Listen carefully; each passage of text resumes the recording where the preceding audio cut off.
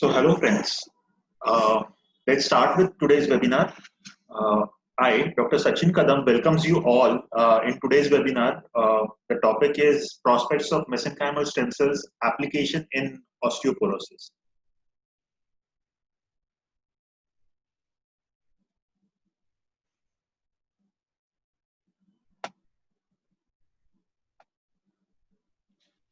So before we start discussing about osteoporosis, let's talk some well-known facts about human bone, their structures, development, and functions.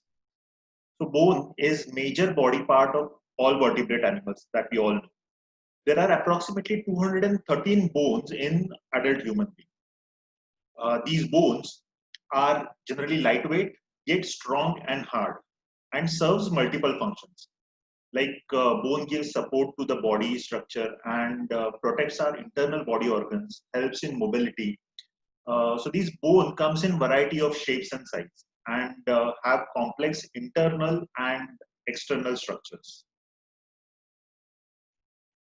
So we say that bone is a complex tissue. So if we see the composition of bone matrix, it has both organic and inorganic components. Bone matrix, or which is also known as osteoid, is laid down by cells called osteoblasts. These osteoids is hardened due to presence of inorganic salts like calcium, phosphate, etc. And by the chemicals released from osteoblast through process known as mineralization, that also contributes in hardening of osteoids. So if we see the bone structure, the bone is consists of number of layers. These includes periosteum, dense and highly organized outer shell called compact or cortical bone, then spongy or cancellous bone towards the joints, and inner core of bone marrow. So if we need to see how bone develops, this slide will be very helpful.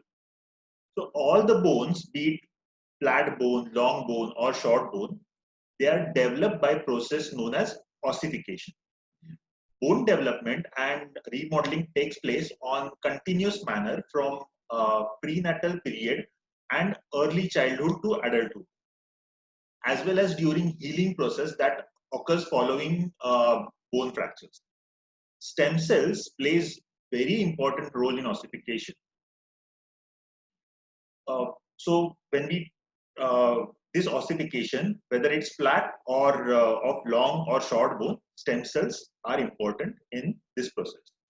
In case of flat bone like skull, the ossification is known as intramembranous ossification. In this, bone developed directly through osteoblast, and these osteoblasts are generally differentiated from stem cells. So from embryonic stem cells, whatever the mesenchymal population of stem cells, the uh, osteoblast is created, and this osteoblast in general give rise to flat bones. So the long bones or short bones of the body formed by process called endochondral ossification. In this, bone forms by replacing hyaline cartilage. The process begins in developing fetus and can be divided into several stages. If you see this particular slide, in this slide, the first figure or a structure is of during 8th week of development cartilage that is secreted by chondroblast.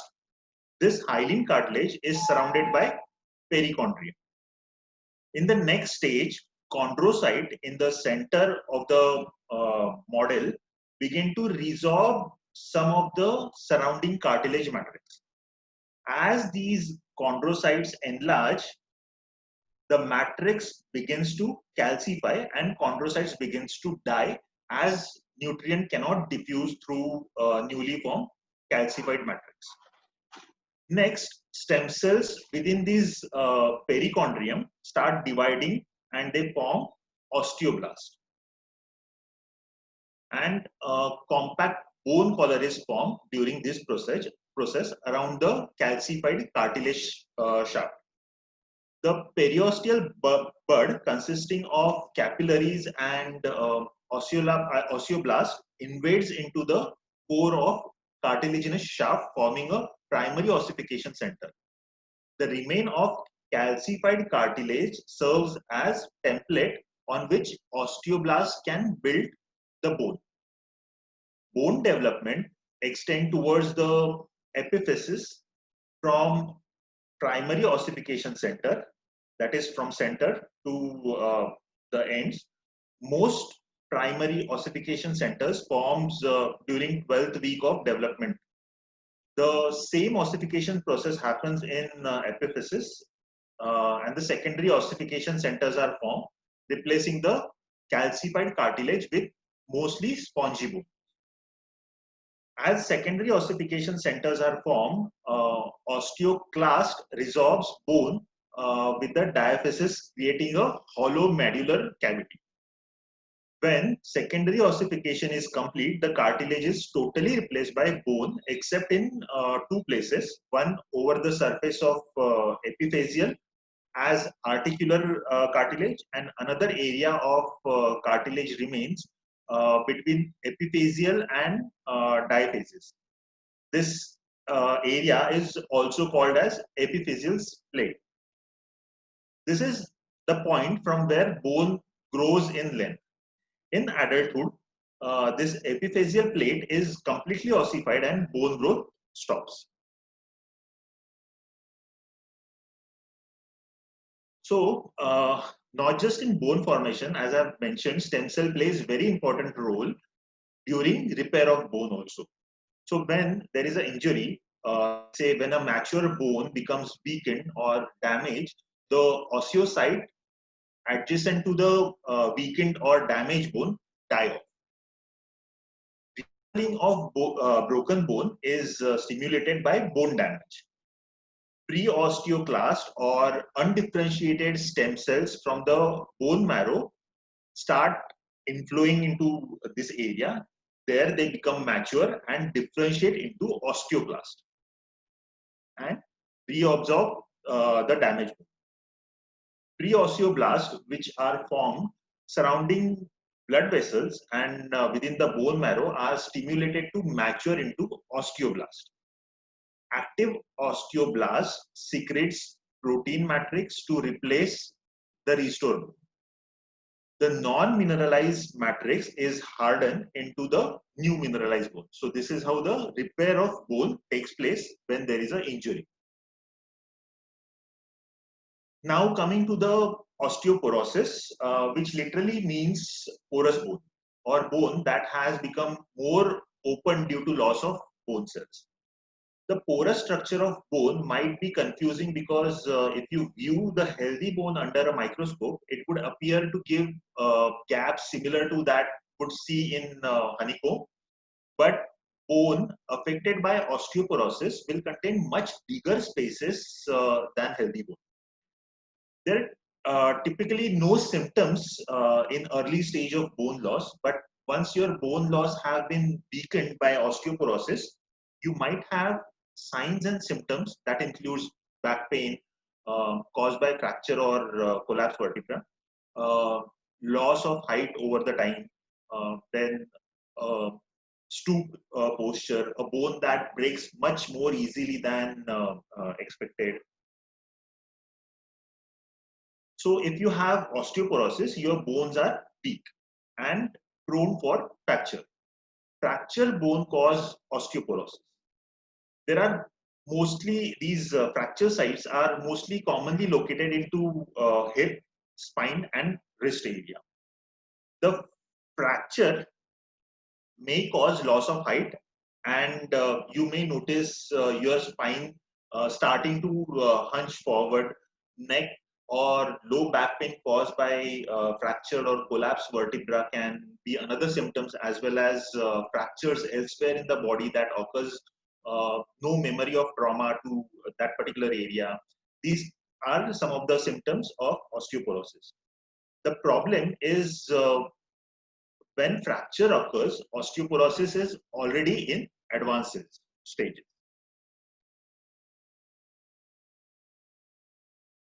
So, if we see the cause of osteoporosis and bone loss, there are many such factors contributing. Few are like stress, environmental factors, diet, lifestyle, genetics, etc. Uh, if you see, the bone density is greatest in your early 20s, but as you age you can lose bone mass from variety of due to variety of factors or reasons. Of these factors, age play a very important role. With aging, hormonal changes also hamper the bone strength. Since age is main cause, let's see how this factor has its effect on life. All multicellular organisms undergo decline in tissue and organ functions as they age.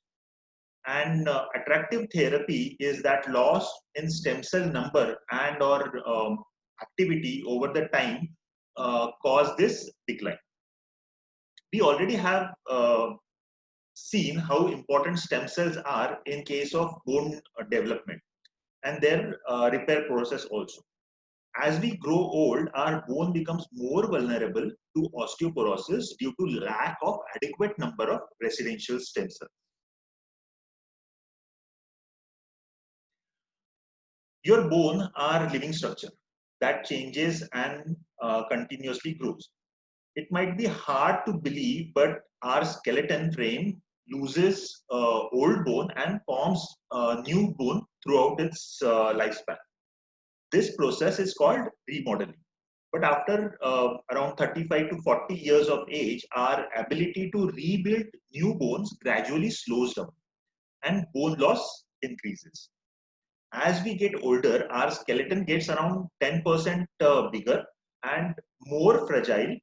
Uh, if we see, the females are more prone to osteoporosis than male counterpart of the same group. This graph shows the same. For example, it has observed that estrogen supports osteoblast, which produce bone. If you see this particular figure, it is both the figures are of the same female skeletal structure. The first one is at the age of 30 and the second one is at the age of 40. We can clearly see the large pelvic bone at the age of 30 years. As during this age, like during the 30 years of age, female's body is getting ready to give birth of the child. So this large pelvic region is one of the reasons for that. After 40, the pelvic starts getting narrower and narrower. This process may eventually cause a significant loss of bone or a bone mass or density, resulting into osteoporosis. So this is one of the reasons why female are generally more prone for osteoporosis than males. So current osteoporosis treatment are predominantly drug-based agent that inhibits bone resorptions. Although they reduce the risk of osteoporotic related fracture, they come with the serious side effect that osteonecrosis of jaw and a typical femur fracture. Uh, Agents like estrogen receptor modulator or calcitonin or receptor activator of nuclear factor kappa B ligand inhibitor. These are some of the reagents or agents that reduces bone loss and minimize the fracture risk, but it does not restore the bone loss. For more than 15 years now, many clinical trials on stem cell based therapy or for osteoporosis have emerged as promising method to tackle the disease or this particular problem. Uh, these clinical trials have used stem cells from various sources like bone marrow, adipose tissue, umbilical cord tissue, and cord blood. The goal of stem cell therapy is to induce bone formation via proliferation and differentiation of bone progenitor cells. When we are using stem cell therapy for osteoporosis, two main questions arises. First, which source of stem cell is the most appropriate, and second, which administration route would better deliver the stem cells in targeted tissue. Recently, one large meta-analysis of osteoporosis demonstrated that transplantation of stem cells, particularly mesenchymal stem cells, significantly improves osteoporosis regardless of route of administration. Implantation of mesenchymal stem cells derived from adipose tissue, bone marrow, or umbilical cord was found significantly increasing the bone mineral density. In contrast, the use of transplants from embryonic stem cells did not induce bone mineral density. Ideally, mesenchymal stem cells should be administered via systemic transplantation in order to allow them to reach the osteoporotic tissue and to treat osteoporosis. Besides using stem cells directly for the treatment of osteoporosis, variety of small molecules are also used to elicitate the endogenous stem cells recruitment to osteoporotic site. It has also been observed that mesenchymal stem cells do not home to bone surface unless they have been genetically modified or are responding to certain stimuli. These stimuli could be injury or bone fracture. In such cases, these small molecules creates affinity for mesenchymal stem cells towards bone and facilitate the attachment of these mesenchymal stem cells, and also helps into differentiation in many cases. So thus, stem cells can help not just improving the osteoporotic case, but it also helps into formation of new bone or bone structure. So we all know that prevention is always better. So to avoid osteoporosis, is it possible? Yes, it is possible. Even if you are not at high risk, there are lifestyle choices you can adopt to keep your bones strong and healthy. One need to follow healthy habits like eat healthy diet rich in calcium and vitamin D, exercise regularly, then cut out smoking and excessive drinking. These preventive measures are not a guarantee against osteoporosis, but they will significantly increase your chance of maintaining strong and healthy bones. So to summarize, it is easier to stop something happening in the first place than to repair the damage after it happens. It is never too late or too early to start thinking about what you can do to prevent osteoporosis. From the food you eat to the amount of regular physical activity you get, the choice you make impact your health. And this impact is right down to your bone. Hence, let's have a healthy lifestyle and prevent not just osteoporosis, but many other diseases. Here I end my talk and today's webinar. The session is open for discussion.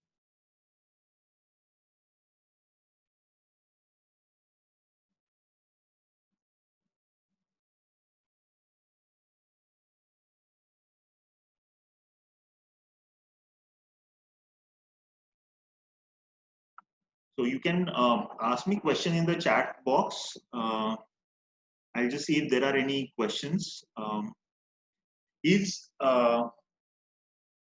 Bikash is asking, is stem cell therapy is a permanent? So yes, Bikash, permanent in the sense, as I have already mentioned, if we go for medicine, they do not treat the cause. There are chances that it may stop the bone reabsorption, but there are secondary complications also, and the reversal is not possible. Whereas when we do a stem cell therapy, bone not only stop reabsorbing, but it also helps into regeneration of new bone. So there is a repair also happens. So you can have a healthy bone in place of diseased bone.